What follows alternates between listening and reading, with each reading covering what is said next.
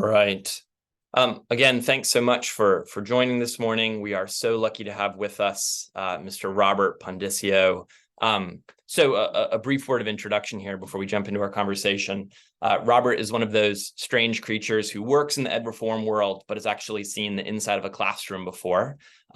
His foray into education began at a struggling public school in the South Bronx, where he taught fifth grade starting in 2002. And prior to this, he worked in the journalism industry for 2 decades and held senior positions both at Time and at Business Week. Robert currently serves as a senior fellow at the American Enterprise Institute and focuses on K-12 education, curriculum, teaching, school choice, and charter schooling. And I encountered Mr. Pondiscio's work after reading his most recent book, which is called How the Other Half Learns: Equality, Excellence, and the Battle Over School Choice, which explores sort of the staggering academic performance of a network of public charter schools in New York City and how they achieved their results. So again, we are so lucky to have Mr. Pondiscio with us this morning. Thanks so much for joining us, Robert. Oh, my pleasure. I'm flattered to be asked. And thanks for having me. So I want to begin today with the way that your book begins, which is with this chapter called The Tiffany Test, which relates this really compelling story about a 10-year-old girl who is systematically overlooked, essentially as a consequence of her good behavior and strong academic performance. And you write a little bit about how this is sort of at the center of your own interest in ed reform. So I'd love for you to sort of share that story with our listeners and offer that sort of broad framing. Sure. So I taught at for 5 years at PS 277, which, just to set the scene for New York City's this massive school system. It's broken into community school districts. So the South Bronx District 7 is the lowest performing district in New York City. The school where I taught, PS 277, was the lowest scoring school in District 7. So I was literally teaching at, by definition, the worst of the worst schools in New York City. It wasn't a terrible place. It was, humane, and, the children were safe and whatnot. But as you can imagine, the vast majority of the students were below grade level, and most, far below grade level. And then there was this girl, Tiffany, who was, as we would have said, a double three, which, to give you the New York context, that meant she was scoring 3s on both of her ELA and math tests, which was on grade level. And this was, frankly, by the debased standards of the time, where I had kids, for example, counting on their fingers who were getting 3s and 4s, the top score on their math test. So Tiffany was, a double 3 in a school where virtually everybody was 1s and 2s. And the moment that kind of really was like a hammer through glass for me, one day I was, and as you say, she was this perfectly well-behaved kid, always came to school in her school uniform. I used to, ruefully joke that if I gave her an assignment to knock down the building with her forehead, I'd come in the next day and, find her bloodied, smashing her head against the building and just say, "Mr. P, give me more time. I got this." In other words, it simply would never have occurred to her that if a teacher asked her to do something, well, then, damn it, she's going to do it. She was that kid. So when I pointed out to my special ed supervisor one day that, look, I've got this kid, Tiffany, I'm not doing anything for her, she said something that literally changed the course of my career. She said, "She's not your problem." And what she meant by that was, you've got all these 1s and 2s, you've got behavior problems. Why are you even thinking about this kid? The subtext was, she's doing what you need her to do. She's delivering the results you need her to give, even though I was ignoring her, literally ignoring her, like doing nothing for her because, she was a double 3. So if you think about that, who says that to the parent of, or the teacher even, of a well-off white kid in our country? My daughter went to one of the best private schools in New York City, 3 subway stops away from where I was teaching. The last thing somebody would say to a parent there is, "Oh, well, your kid's fine. Your kid's on grade level. What we're not worried about your kid." So that just struck me as, for all the other myriad problems we have in public education, just a profound unfairness. In other words, we had made a decision on behalf of someone else's child that your kid is where they need to be. And we're not going to worry about your kid because, again, by the debased standards of the day, this kid is delivering the results that we, the adults in the system, need from her. So, attention will not be paid. And that strikes me then and now as just incredibly unfair. And if you are committed even to the idea of social justice and equity, well, then how dare you, say to anyone's child, especially a low income kid of color, no, you're okay. We don't need to worry about you anymore. Mm-hmm. Do you find that there's a tension that's just sort of baked into the system here of working hard to close this achievement gap, paying close attention to kids that are struggling, working to bring them up to grade level, and then as a consequence of that, ignoring the highest achieving students? Like, is there just necessarily a tension in that work? Yeah, and I don't want to suggest that it's deliberate, but it's inevitable, I suppose, is the way I would put it, because in other words, I'm not trying to paint the picture of that assistant principal as a bad guy. She was being reasonable. In other words, I really did have larger challenges. But I also wondered, did her mom, was she aware of how the system viewed her? Was she aware of how the system viewed her? And by the way, I'm bearing the lead here. The reason I, even tell this story at all is because this was circa 2002, 2003. There were no charter schools in the South Bronx where I was teaching.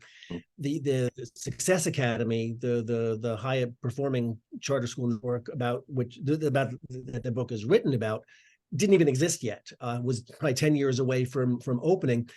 If there had been a Success Academy school, then when Tiffany was in my 5th grade classroom, she almost certainly would have been the first kid out the door and into that school, and from there, who knows? In other words, where the whole point of the book is that where this young lady, I mean, again, she's we're talking about her as if she's the main character of the book. She's not. She's a peripheral figure, but as I've said elsewhere, she kind of haunts the book like a ghost, because of that tension, because of that idea that in one system, she got a kind of bare bones, minimal, just whatever she needed. Frankly, we did, not even that. We did nothing for her. She was kind of, born a level 3, so to speak.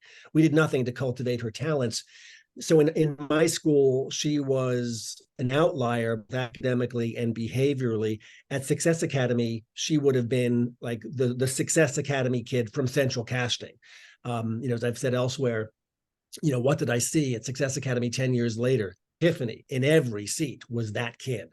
And that surfaces an entirely different set of challenges. Is it fair when you take all of those, capable, ambitious kids and concentrate them in one school? Well, it's fair to those kids.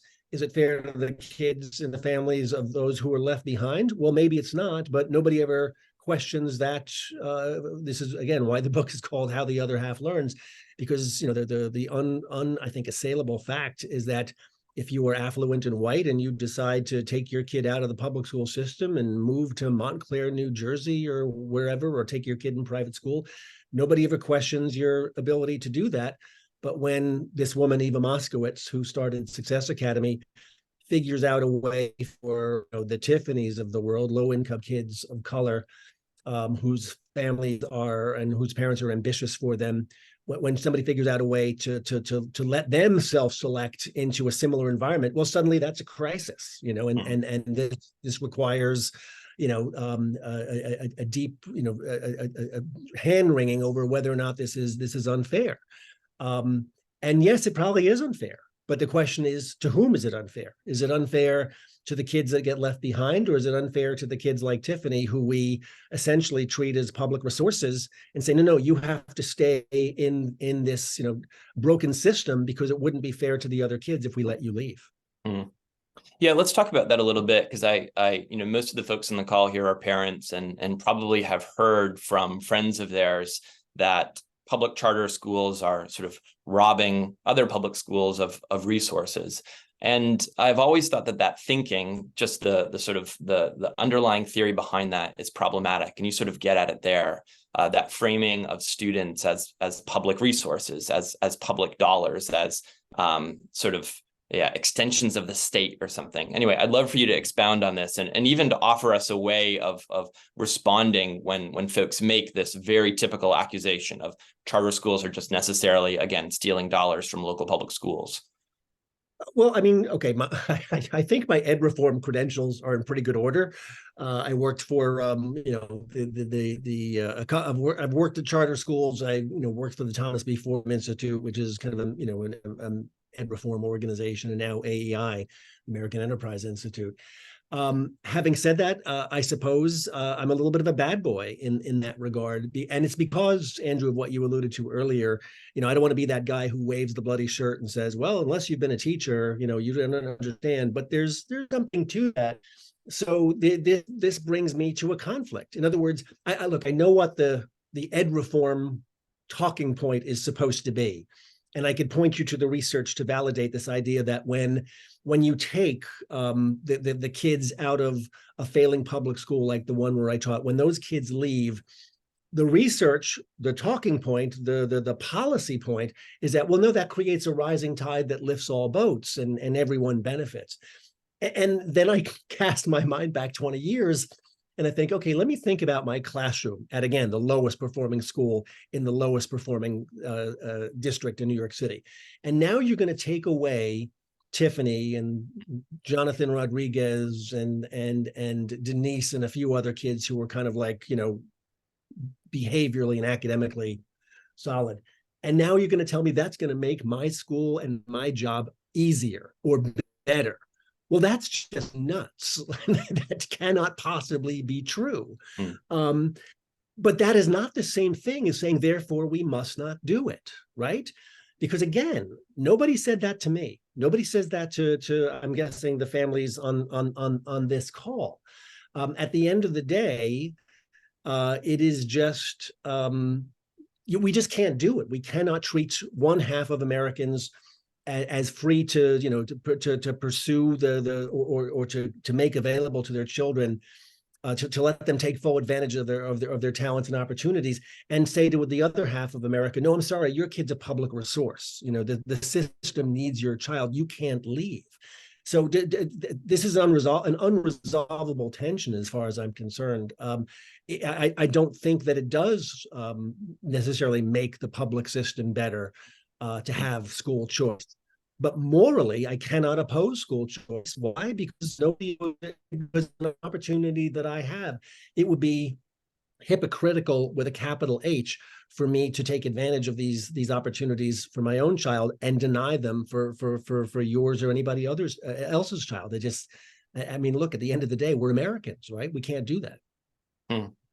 Yeah, this whole story hits incredibly close to home. I remember in my first 2 years in Detroit teaching 9th and 10th grade English, I had so many Tiffany's in my classroom. Their names were David and Kiera and others. And I remember just sort of processing quietly what it would mean, or what it did mean, that I could leave to go to Atlanta and pursue this new opportunity at this fledgling public charter school in the South, that I was incredibly excited about being part of, and that I couldn't bring these students with me, and to know that they would flourish in this school and their lives would be transformed by it. It's a morally complex thing, but I think you're exactly right. I mean, it is deeply insulting to say to a family, your child is a public resource that must be directed toward this end, and you don't get a say in that, right? We're going to determine the kind of education that you get. And those of us that have the ability to get up and move, or to pay for a private school, or whatever it might be, choice is reserved for us. Yeah, there's just something inequitable in this. That's exactly right. So let's talk a little bit about this book and the success schools in particular. I had heard about the success schools and well, their success in New York City, and sort of assumed when I started your book that their strategy would have something to do with both data and accountability, and would include something about culture and teacher education. But the book is really about culture. That is so clearly kind of the main thrust and the thing that success has perfected in a way, or at least for the outcomes that they're optimizing for. They've thought really carefully about culture. And I'd love for you to kind of expand on this. What did you learn about yeah, this secret sauce of the success schools. Yeah, well, I was a little bit surprised. I mean, candidly, I think I walked into Success Academy expecting to write a book about curriculum and instruction because that's what I usually write about. I mean, I'm that, that weird guy in the ed reform world and in the policy world who says, hey, can we talk about what the kids are doing all day? Because for reasons I won't bore you with, it just seems like that's been the underdeveloped vein or the unmined vein of war in ed policy. We act as if teachers know what to do, schools know what to do. Now we just need to incentivize them and create structures, and we lose interest at the classroom door. I'm the weirdo who gets interested when it comes to curriculum instruction. So I thought that's what I was going to be writing about. And look, if I'm being really candid, years before, and when the Common Core tests hit in about 2014, where in New York and I'm sure elsewhere, everywhere else, the test scores just cratered. Everybody fell out of bed when the standards got higher and the tests got more difficult. Except Success Academy, their scores went up, which was just shocking. And at the time, I wrote a piece for the New York Daily News, and forgive the sports reference, but the kicker is Eva Moskowitz, who is the founder of Success Academy, is she the Michael Jordan of education or the Mark McGuire? And if you don't get that reference, Michael Jordan is this transcendently brilliant athlete, and Mark McGuire is a notorious steroids cheat. If you'd asked me at the time, and I kind of implied this in the piece, how is she doing it? I would have said, well, she's cheating. She's got to be cheating because you can't get scores like this, unless there's something untoward going on. So I would be less than candid if I didn't say I kind of expected to see evidence of that when I started looking at the school. And just to paint the fuller picture, I spent a year embedded in one of their elementary schools, literally across the street from where I'd been a student teacher in the South Bronx and a few blocks from the school where I taught Tiffany. So again, I walked in expecting to write a book about curriculum instruction, and I kind of surprised myself by almost accidentally writing a book about school culture. Why? Because that's, to me, what the difference was. And I think I tell this story in the book. At one point, I called a friend of mine, Pat Wolf, who's a professor at the University of Arkansas, describing the culture that I was seeing, the just so culture on behavior and classroom routines and whatnot. And he said, well, you must be familiar with George Akerlof's work. And I said, who? I had not heard of George Akerlof, and I should have. He's only a Nobel Prize winning economist who's married to Janet Yellen, so it's not like he's an obscure figure. I started looking into Akerlof's work, and I had this kind of moment, this sobering moment of realizing, oh man, somebody's already written my book. It's all here. And Akerlof, he's a behavioral economist, but he describes, I'll synthesize it, oversimplify it, that if you control the culture, you control the game, that children are kind of naturally hardwired to want to fit in. So if you create an academic or an environment that normalizes student achievement, that normalizes compliance, frankly, then kids are going to naturally follow along. And that really is, I'm not going to say it's the entire secret sauce, but as having taught in a somewhat chaotic school, it's impossible to learn under those conditions. If you control the conditions more carefully, then you're going to have a greater say over the outcome. And I say this as somebody who has really opinions about good, better, best when it comes to curriculum and instruction. So I didn't love the curriculum at Success Academy. I didn't dislike it, but it wasn't my, there's things I would do differently. And I didn't love some of the things they did pedagogically, and the way they kind of put test prep on steroids and whatnot.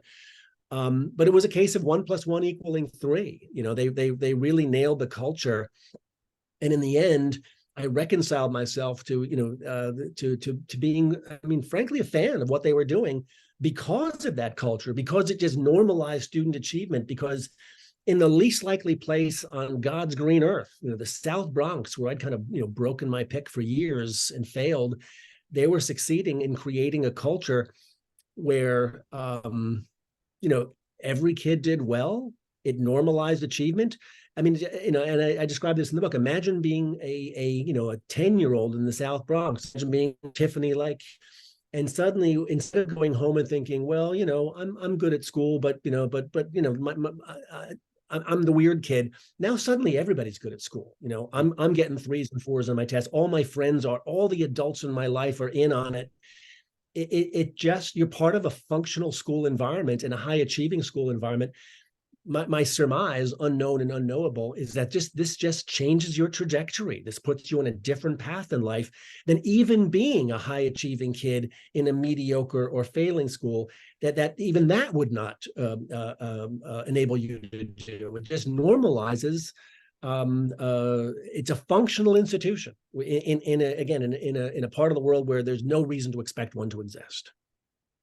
Yeah, I remember realizing about my students very early on that none of them had a vision of what it would look like to be 18 years old and wearing a backpack and crossing the quad at the University of Michigan, right? Like that was an idea that was so foreign and strange and even hostile that it was just an impossibility, right? Whereas like I had grown up in a family where this is the expectation, it's simply the thing that we're doing. And teachers gave me credit for this, like, oh, you're such a good kid and you're so inspired. And like, no, I'm literally just doing what everyone around me is doing right now. This is just the status quo. Day in your life when you didn't know you were going to college, right? Like right. that, Yeah. Just grew up understanding that was the path. Right. Yeah. Also, another story that it reminded me of was this moment. This group of consultants from the Marzano Group came to Detroit Public Schools in my second year, and I was sitting in a professional development session with them, and they were going on and on about these teaching strategies, which were excellent. And the guy who worked on the hall for me just raised his hand and said, "Hey, like, I love this, but none of my students listen to me. Like, I have absolute chaos in my classroom every day. And so I love all these kind of finer pedagogical points, but it's all irrelevant. Like, if my students don't listen, if there isn't sort of a setting of respect and honor and attention at the very least in the classroom, what am I to do with all this strategy?" So yeah, a really interesting claim that culture is at the heart of it. Yeah. Oh, no question. And again, I still have, very well honed ideas about good, better, and best in terms of curriculum and instruction. But this has really turned me into a zealot, I think, on the subject of school culture. And even to the point, as we said earlier, where I refuse to look, and I'm not anti-public schools whatsoever. I suppose as a choice advocate, I take no joy when public schools struggle or fail, but I cannot take that next step and say that again that we need to protect them from choice, that we need to deny families the right of exit. And the other conclusion I come to in the book that is somewhat unorthodox is, look, when public school teachers and administrators and advocates say, hey, this makes our job harder, they're probably right. And we need to account for that. Does that mean that we need to create incentives for our best educators to work in those schools? Absolutely. I would argue, does it mean we need to change our ideas about kind of school culture and discipline? Absolutely. But I'm never going to be that guy who says, hey, we're fixing it by creating, choice opportunities in the neighborhood. That just, you can pile up research from here to the moon. I'm still not going to buy it. One of the claims that you make at the end of the book that I have seen so rarely in conversations about public education is that schools are not values neutral. Yeah. This is something we say constantly at Atlanta Classical, that schools are not neutral agents in the moral formation of children. Like, we're doing something to kids. Like, kids are changed by the time that they spend at an institution. I'm curious if you think that schools have a responsibility then to name those values explicitly, to kind of speak in really clear terms about what they intend to do to a child with this education, and what values, what virtues we would say they aim to instill over the course of 12, 13 years. Yeah. Look, this is one of the reasons I've become a choice guy over the years. I mean, I'd be embarrassed to tell you how little I understood about different flavors of education and different choice mechanisms. I mean, when I was a kid growing up on Long Island, if you'd said to me, a private school, I would have assumed you meant Catholic school, because that's all I knew existed other than my public school. If you'd said to me boarding school, I would have said, what did you do that your family is sending you away? Because that threatening to send me to military. I mean, sometimes I wish he had. But I had very unsophisticated views about all of this, and I was, kind of a public schools guy. As my views evolved and my awareness became more sophisticated, I found it impossible to not be a choice person for that very reason. In other words, and look, the other part of the picture I should probably paint is my classroom was an outlier within my school. I became a no excuses guy before I knew what no excuses was. I made my kids wear uniforms. I was that guy. The same assistant principal, who told me, Tiffany wasn't my problem, once, thought she was insulting me by calling me an authoritarian teacher, and I kind of took it. I kind of, backed into that as well. But look, what I say this as a preamble to the point that one of the things I admire about the classical education world is that they are extremely intentional about this, that they are unabashedly in the character formation business, and they name it. It would be completely inappropriate to impose this on those who did not choose it. Now, I would line up for it in a nanosecond for my own child. I wish I had it as a kid myself. Others who have different ideas should not have it imposed upon them, but those who want it should absolutely, have, unquestioned access to it. And that's when it's done intentionally and, it's kind of central to your culture and curriculum. But my point about, there's no such thing as a values neutral school is, even down to the degree of saying, do you make the kids say please and thank you to the lunch ladies? Yeah. In other words, everything that happens in a school is a manifestation of someone's values and expectations for children. So you can't avoid it. So you have to name it. You have to be intentional about it. You have to own it in a sense, and then let people choose. Again, I would be completely comfortable and even seek out what you offer, but I wouldn't want to impose it. On the other hand, I would want, in the same way that I just described my classroom as being, very strict and rules-based and authoritarian, because that's what I needed to do to get to the end of the school day, because the school was kind of a chaotic place. So I kind of, adopted it. But in retrospect, would I have wanted parents to be able to choose, oh no, I want to be in Mr. P's classroom, or no, I don't want that guy, he's a little bit too much of a hard ass, I want my kids in Ms. Balraj's or Ms. Hall's room. Sure, they probably should have had that choice as well. Look, I'm free associating here, but the point is, it may be the most powerful thing that we do in a school is those values and those behaviors and those expectations. So it's kind of stunning in a way that we don't give people the ability, parents, to actively choose it or to choose something else. I want to return to something you said earlier about your particular interest in curriculum. Why is it that this is so often overlooked in the ed reform world, right? We pull every lever except for, as you're saying, what kids actually do. Yeah. Yeah, no. It's funny. I'm painting a picture of myself as kind of fumbling my way into a lot of these things, and I think that's true, because I was a neophyte. I had 6 weeks of teacher boot camp. I wasn't in Teach for America like you were. I was part of a similar program in New York City called the New York City Teaching Fellows. So over the course of 6 weeks, I went from corporate America to the South Bronx with minimal training. So. No, I've told this story 1,000 times over the years. We share an affection for E.D. Hirsch Jr. of core knowledge fame. Half the books behind me were written by him. And I've said over the years, look, he was the one guy who described what I saw in my South Bronx classroom every damn day. Kids who could decode, read, but struggled with reading comprehension. And the reason, based on the pedagogy that I was, that I was taught and frankly inflicted upon my children, we were a Lucy Calkins Teachers College Reading and Writing Project demonstration school, and those folks would have said, well, look, that's because the books that the kids are reading, their curriculum doesn't reflect their interests or their life or their experience. You need to let them read books about that they choose themselves, that they're engaged by. And Hirsch would probably say, if he were in my classroom, no, it's background knowledge, and I found his thesis persuasive. I found Lucy Calkins' thesis unpersuasive. And how did I stumble into doing curriculum work?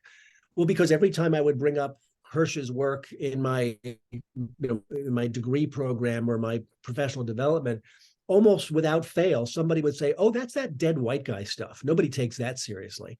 I'm like, what? That's not what his work is about at all. It's about, reading comprehension. It's about language proficiency. It's about background knowledge. It's about vocabulary. I mean, it just struck me as kind of bizarre that we were, not only were we not giving my students what they needed to be fully functional, literate, full-fledged members of society, we were dismissive of it. We were looking askance at it. As I've said since, it's almost as if we were choosing a form of illiteracy for them by denying them access to the knowledge and vocabulary that my kid and well-off kids get all the time.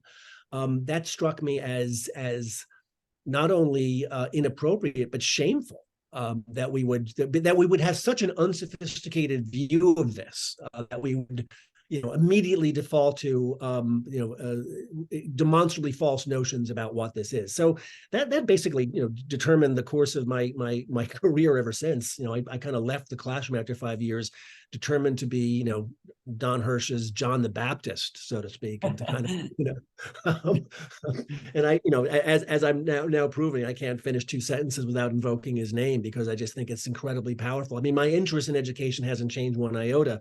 I'm still interested in making the system fairer for the kids that I care about. I've never, frankly, taught a white kid in my life. Every student I've ever taught has been low income, Black and brown in Harlem or the South Bronx. And for the last 20 years, this has been my cause, as it were, is to ensure that those kids have access to the same knowledge and vocabulary that my kid, grew up swimming in. Yeah. So there's obviously this value of acquiring deep background knowledge to prepare you to be a competent reader and thinker and contributor to society.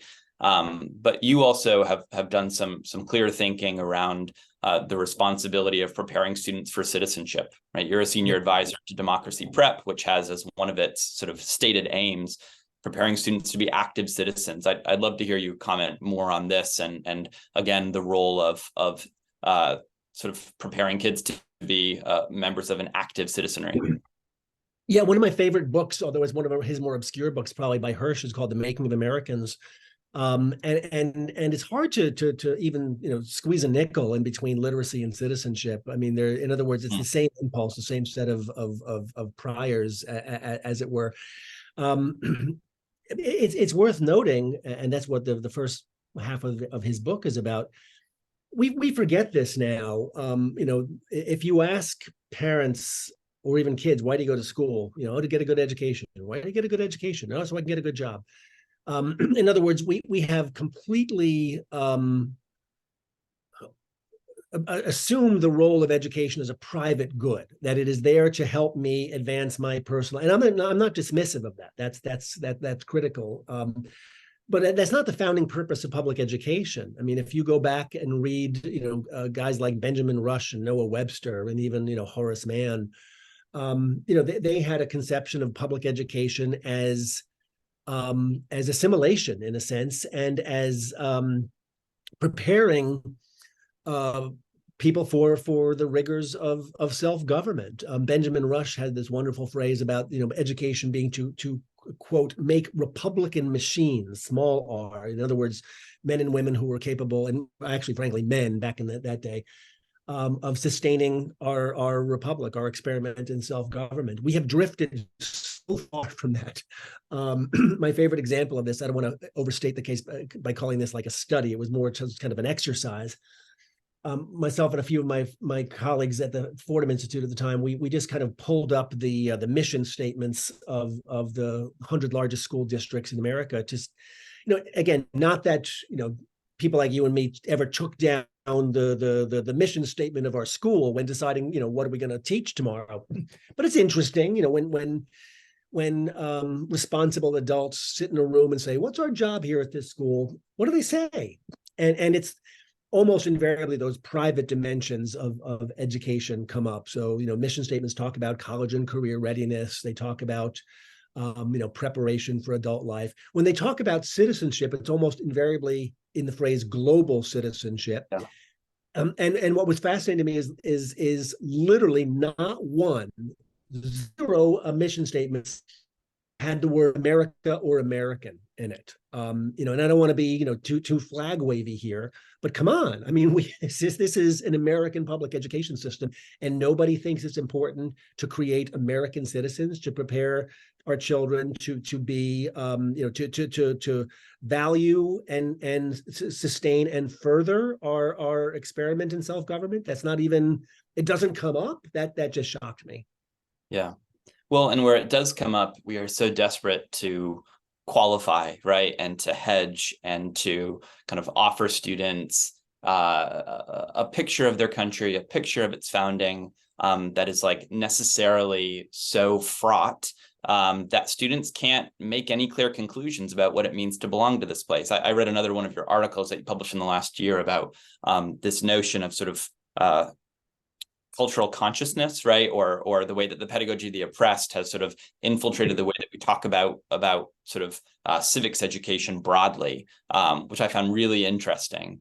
And I wonder what your experience is in the way that you best tell the American story to a student, telling the story in a way that's truthful, telling the story in a way that's honest, but it's also hopeful, right? Because this experiment is, in fact, an extraordinary one.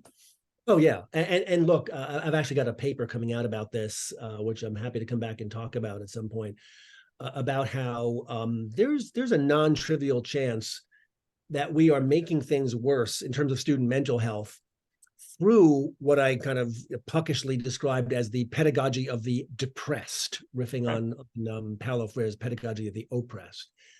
In other words, we think it's a mark of our sophistication when we are being, real or authentic with kids. We think that we are engaging them and challenging them to be good citizens by placing real world problems in front of them and challenging them to come up with solutions. And at some level, we forget, for Pete's sake, they're kids, they're children. They are looking to us as adults to provide the answers, and not to say, hey kids, sorry, democracy's hanging by a thread. The world's going to be a burnt out cinder in 12 years.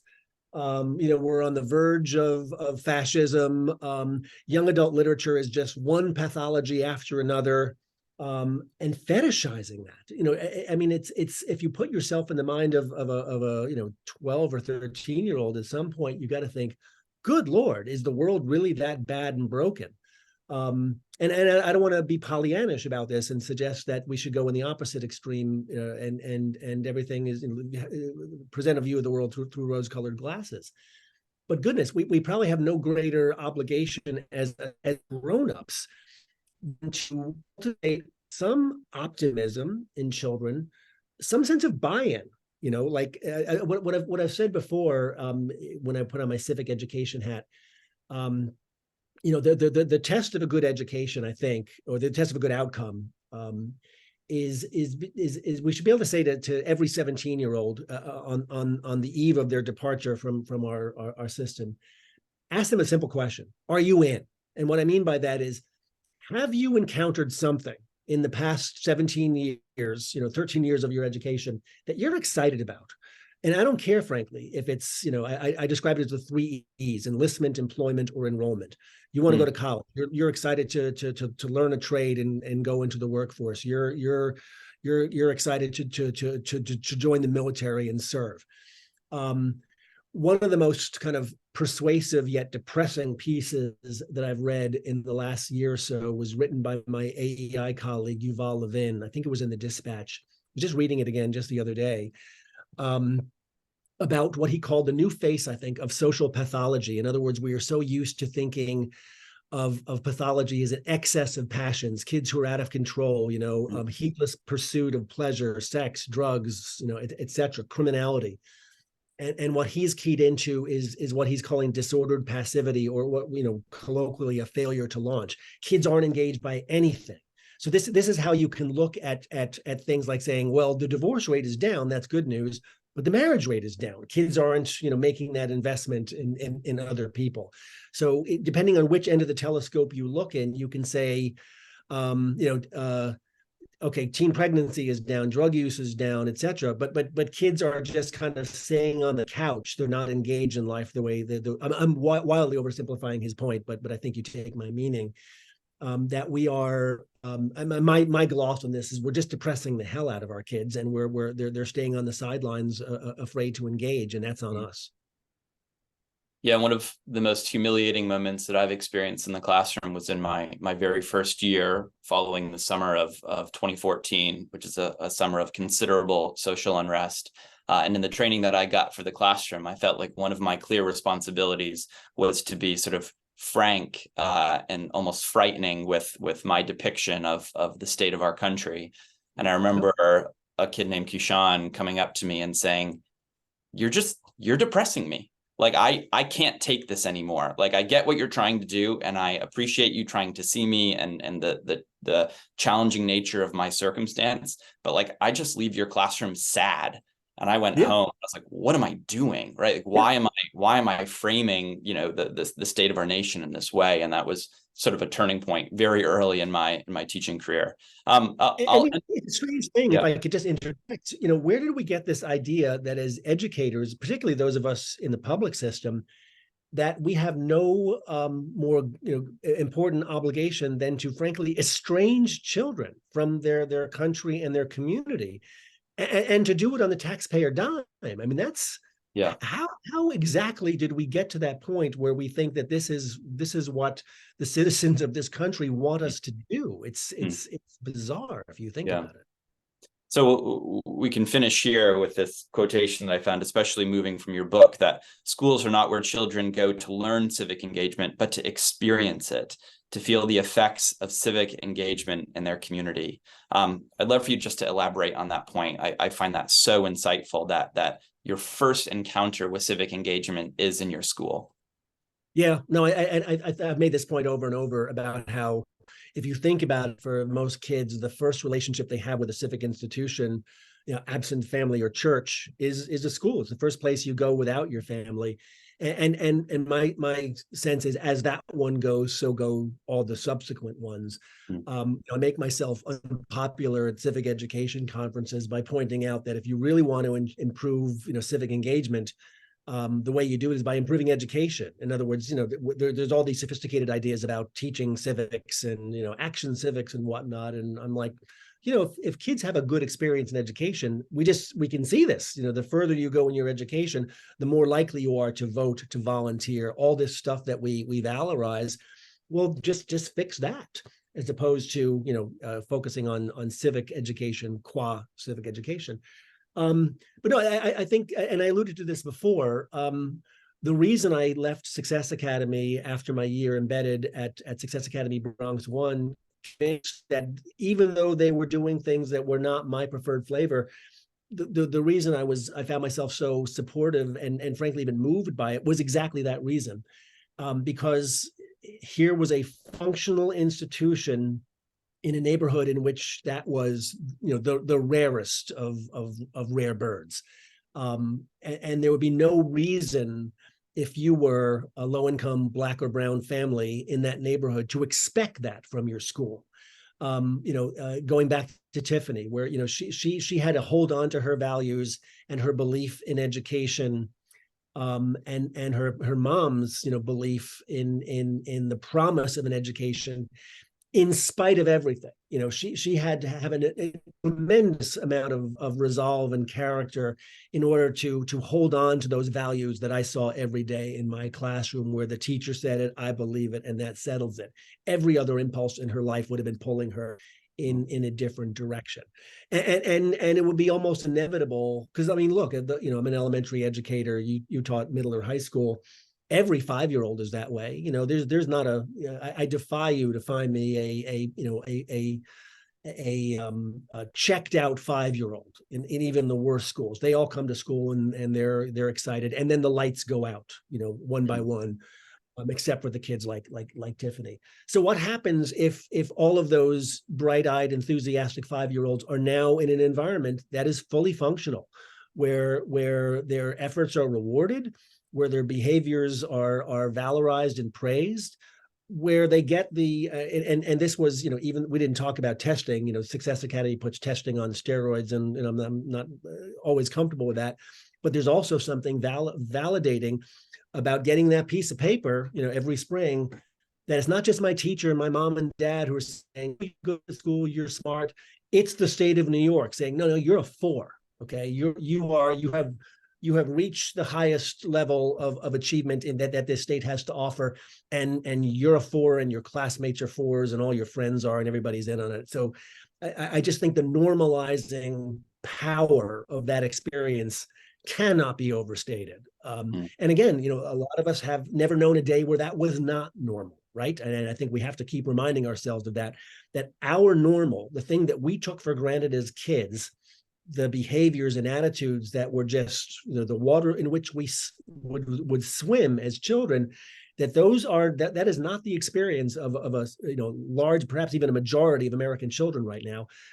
So for all of the other discussions we have about pedagogy and practice, why does culture matter? Because that matters. Because this is how you are setting kids on a path to be for upward mobility, for full citizenship, by having that normalizing experience of this is what a school is, this is what a school does, and this is where a school takes you. Well, Robert, thanks so much for your time today. This conversation was incredibly enlightening. My pleasure.